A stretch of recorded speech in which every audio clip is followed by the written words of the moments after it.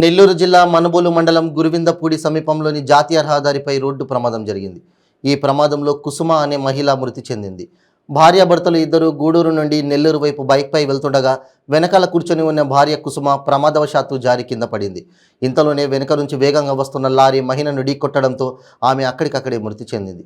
మృతి చెందిన మహిళ సైదాపురం మండలం కొమ్మిపాడు గ్రామానికి చెందిన విఏఓ కుసుమగా పోలీసులు గుర్తించారు. వీరు నెల్లూరులోని ఓ ప్రైవేటు హాస్టల్లో ఉంటున్న తమ పిల్లని చూసేందుకు వెళ్తుండగా ఈ ప్రమాదం చోటు చేసుకుంది.